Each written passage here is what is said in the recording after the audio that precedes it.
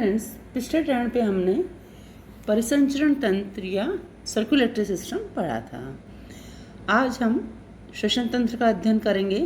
जैसा कि हमें पता है कि हम सभी तंत्र जो हैं वह विशेष रूप से स्तनियों के संदर्भ में पढ़ रहे हैं, अतः श्वसन तंत्र का अध्ययन भी हम स्तनियों के विशेष संदर्भ में करेंगे। श्वसन जो है ये सभी प्राणियों में पाई जाने वाली एक अति आवश्यक क्रिया होती है। आपने जैसा पढ़ा होगा, जब हमने पाचन तंत्र पढ़ा उसमें हमने पढ़ा था कि ऊर्जा की उत्पत्ति हेतु जो जंतु है वह भोजन ग्रहण करता है। भोजन का पाचन तंत्र में पाचन होता है एवं वह इस रूप में परिवर्तित हो जाता है कि वह सर्कुलेशन या परिसंचरण के साथ शरीर के विभिन्न अंगों तक पहुंच सके, किंतु ऊर्जा की प्राप्ति वहां जाकर नहीं होती है। अर्थात पाचन तंत्र अपना कार्य करता है, भोजन को उस रूप में पहुंचाता है जहाँ से कि वह शरीर के विभिन्न अंगों तक पहुंच सके। परिसंचरण तंत्र उस पचित भोजन को जो है विभिन्न अंगों तक पहुंचाता है, किंतु अब ऊर्जा प्राप्ति की जहाँ तक बात आती है उस हेतु श्वसन तंत्र का होना अति आवश्यक होता है। अब विभिन्न शारीरिक क्रियाओं हेतु ऊर्जा की आवश्यकता होती है। आवश्यक ऊर्जा भोजन के ऑक्सीकरण द्वारा उत्पन्न होती है। भोजन के पूर्ण दहन हेतु ऑक्सीजन की आवश्यकता होती है एवं फलस्वरूप एटीपी या ऊर्जा की उत्पत्ति होती है। अब ये आवश्यक ऑक्सीजन जो है विभिन्न जंतुओं में भिन्न भिन्न शारीरिक अंगों के द्वारा शरीर को पहुंचाई जाती है। भोजन के दहन से कार्बन डाइऑक्साइड और एटीपी अर्थात ऊर्जा की उत्पत्ति होती है। इस प्रकार उत्पन्न कार्बन डाइऑक्साइड को बाहर निकलने की क्रिया भी श्वसन अंगों द्वारा ही की जाती है। ये समस्त जो है एक तरह से हम कह सकते हैं कि समस्त प्राणियों के अंदर जो श्वसन की क्रिया है उसका मूलभूत आधार यही होता है। अब श्वसनांग पे आते हैं हम। तो आपने प्रथम वर्ष के अंदर निम्न कशेरुकी जंतुओं का अध्ययन किया था और आपने देखा था कि उनमें खासतौर से प्रोटोजोआ, पोरिफेरा, सिलेंट्रेटा और चपटे कृमियों आदि में जो है विशेष श्वसनांग नहीं पाए जाते हैं और इनकी संपूर्ण शरीर जो होता है इनका वह श्वसन की क्रिया में भाग लेता है। अर्थात शरीर की सतह जो होती है वो विसरण के द्वारा बाह्य वातावरण से ऑक्सीजन ग्रहण करती है एवं शरीर में उत्पन्न कार्बन डाइऑक्साइड बाहर निकलती है और यह विसरण के नियमों के आधार पर होता है। अर्थात जो गैसेज है वो अपनी हायर कंसंट्रेशन से लोअर कंसंट्रेशन की तरफ बहती हैं।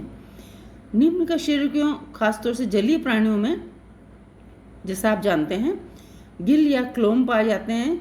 आपने मछलियों में पढ़ा होगा, आपने एम्फीबियंस के अंदर भी पढ़ा होगा कि इनमें क्लोम की सहायता से श्वसन होता है, क्योंकि जलीय जंतुओं में जल की धारा जो है वो लगातार क्लोम या गिल्स के ऊपर से बहती रहती है और इस यहाँ पर भी विसरण के द्वारा जो है ऑक्सीजन ग्रहण कर ली जाती है और कार्बन डाइऑक्साइड बाहर निकल जाती है।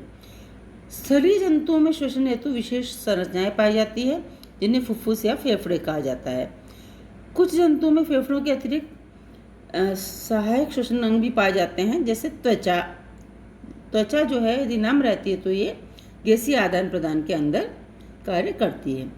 श्वसनांग कोई भी हो अपने सहायक श्वसन अंगों के सहायता से मिलकर श्वसन तंत्र का निर्माण करता है। अब हम आते हैं श्वसन की क्रियाविधि पर। अगर मोटे रूप से हम श्वसन की क्रियाविधि को समझना चाहें तो यह ऊपरी श्वसन होता है, यानी बाहरी श्वसन। बाहरी श्वसन का अर्थ है कि सिर्फ हम ऑक्सीजन ग्रहण करते हैं और कार्बन डाइऑक्साइड बाहर निकालते हैं। अर्थात ये प्रारंभिक क्रिया है श्वसन की, जिससे बाहरी वातावरण से ऑक्सीजन को लिया जाता है और शरीर के अंदर जो कार्बन डाइऑक्साइड उत्पन्न होती है उसे बाहर निकाला जाता है, जिसे हम बोलचाल की भाषा में सांस लेना कहते हैं। अब इसे दो भागों में बांट सकता है, निःश्वसन और उच्च श्वसन। निःश्वसन अर्थात इंस्पिरेशन जो होता है, इस क्रिया द्वारा बाहरी वातावरण से ऑक्सीजन को ग्रहण किया जाता है और एक्सपिरेशन में जो है श्वसनांगों द्वारा शरीर में उत्पन्न कार्बन डाइऑक्साइड को बाहर निकाला जाता है। अब आते हैं आंतरिक श्वसन पर। आंतरिक श्वसन अर्थात जो बाह्य श्वसन के फलस्वरूप हमने ऑक्सीजन ग्रहण की थी वह शरीर के अंदर जो है श्वसनांगों में फैली रक्तवाहिनियों के जाल के द्वारा भेजी जाती है। अर्थात जो श्वसनांग हैं कोई भी, इसको हम आगे जाके अध्ययन करेंगे कि हर श्वसनांग जो है उसके अंदर रक्तवाहिनियों का एक जाल होना आवश्यक होता है, क्योंकि जैसे ही ऑक्सीजन वायु के साथ जो है श्वसनांग तक पहुंचेगी, वहाँ पाई जाने वाली रक्तवाहिनियों के जो जाल होता है वहाँ उसमें प्रवेश करेगी। हम अगर मान लो मैमल्स के स्पेशल रेफरेंस के अंदर बात करें तो इनके अंदर हीमोग्लोबिन नामक वर्णक पाया जाता है। ये हीमोग्लोबिन जो है इसकी विशेषता होती है कि यह अपनी फ्री वैकेंसी के ऊपर ऑक्सीजन के साथ बॉन्ड बनाता है और ऑक्सी हीमोग्लोबिन बनाता है। यह परिसंचरण के साथ शरीर के समस्त ऊतकों तक जाता है। इसकी विशेषता होती है कि ये एक टेम्परेरी या अस्थायी कंपाउंड होता है ऑक्सी हीमोग्लोबिन। जिस भी अंग में ऑक्सीजन की कमी होती है वहाँ जाकर ये ऑक्सीजन और हीमोग्लोबिन के अंदर डिसोसिएट हो जाता है, अर्थात टूट जाता है। ऑक्सीजन जो है अंगों को प्रदान कर दी जाती है और वापस हीमोग्लोबिन जो है नई ऑक्सीजन हेतु उपलब्ध हो जाता है। अब ये जब ऑक्सीजन लेके पहुंचता है अंगों तक, वहाँ पर ऑक्सीजन की सहायता से भोजन का दहन होता है, ऊर्जा उत्पन्न होती है और साथ ही साथ ऊर्जा के अतिरिक्त कार्बन डाइऑक्साइड भी उत्पन्न होती है। अब ये कार्बन डाइऑक्साइड जो है ये रक्त के साथ ही श्वसनांगों तक पहुंचाई जाती है और वहाँ से शरीर से बाहर निकाल दी जाती है। इसके अतिरिक्त एक और श्वसन होता है कोशिकीय श्वसन। अगर हम वास्तव में बात करें कि जो पर्पस है या जो मुख्य लक्ष्य है श्वसन का, वो यहीं आकर कोशिका के माइटोकॉन्ड्रिया के अंदर ही आकर वास्तव में श्वसन जो है वो संपन्न होता है। क्योंकि माइटोकॉन्ड्रिया के अंदर जो है भोजन का पूर्ण ऑक्सीकरण होता है और उसके फलस्वरूप एटीपी एवं कार्बन डाइऑक्साइड उत्पन्न होती है ग्लाइकोलिसिस एंड क्रेब्स साइकिल के द्वारा। अब हम आते हैं श्वसन तंत्र पे। किसी भी जंतु के शरीर में श्वसन क्रिया को पूर्ण करने के हेतु विभिन्न श्वसनांग पाए जाते हैं, जैसे कि हमने पहले भी कहा था, और ये अपने सहायक अंगों के साथ मिलकर जो है श्वसन तंत्र का निर्माण करते हैं।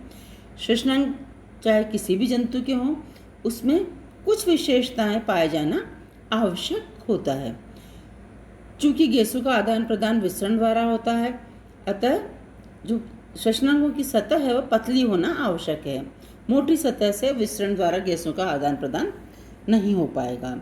श्वसन हेतु सतह जो है हमेशा नम बनी रहनी चाहिए, क्योंकि गैसों का आदान प्रदान जो है वो किसी भी माध्यम के अंदर घुलने के पश्चात होता है। श्वसन क्रिया को अधिकतम सुगम बनाने के लिए श्वसन की सतह जो है उसका विस्तृत होना आवश्यक होता है।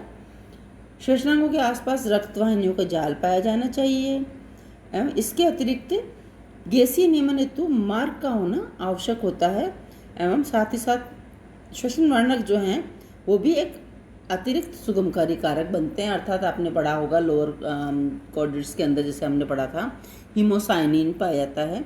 और अगर आपको ध्यान हो तो हमने ये भी पढ़ा था कि सिलेंट्रेटा जैसे लोअर एनिमल के अंदर भी हीमोग्लोबिन पाया जाता है। तो श्वसनकारी वर्णक जो होते हैं ये एक विशेष सुविधा उपलब्ध कराते हैं श्वसन क्रिया हेतु। अब हम आते हैं मनुष्य के श्वसन तंत्र पे। जैसा कि आप चित्र में देख सकते हैं कि जो मनुष्य है इसके अंदर श्वसन तंत्र जो है वो नोस्ट्रिल्स या नेजल ओपनिंग के द्वारा खुलता है। श्वसन तंत्र जो है वो नेजल ओपनिंग या नोस्ट्रिल्स के द्वारा खुलता है। उसके पश्चात नोस्ट्रिल्स जो है वहाँ से वायु जो है वो फेरिंक्स में होती हुई एपिग्लोटिस को पार करती हुई लैरिंक्स के अंदर और वहाँ से ट्रेकिया में प्रवेश करती है। ट्रेकिया जो है वो दो ब्रोंकाई के अंदर जो है बांटकर अपनी तरफ के फेफड़े के अंदर प्रवेश करता है। फेफड़े जो हैं वो प्लूरल कैविटी के अंदर, ये अब थोरेसिक कैविटी के दो भाग होते हैं, cardiac cavity and pleural cavity. तो प्लूरल कैविटी अर्थात जैसा कि आप ये देख रहे हैं कि प्लूरल कैविटी के अंदर जो है दो फेफड़े अवस्थित होते हैं। ये देखिए आप, दोनों फेफड़े हैं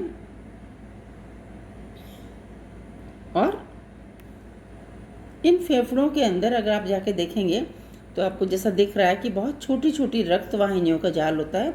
साथ ही साथ जो वायु कोश हैं ये बहुत छोटे छोटे एल्वियोलस या वायु कोशों के रूप में पाए जाते हैं।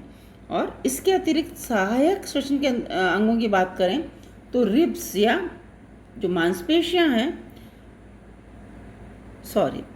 रिब्स या जो पसलियां हैं, वह पसलियां जो हैं वह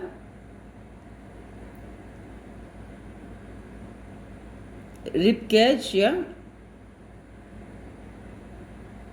रिबकेज के रूप में फेफड़ों को आगे और पीछे की तरफ से घेरे रहती हैं, जबकि डायफ्राम जो है वो फेफड़ों को नीचे की ओर से, अर्थात फेफड़े जिस जगह ख़त्म होते हैं उस जगह डायफ्राम जो है वो पाया जाता है। और करेंगे। Thank you.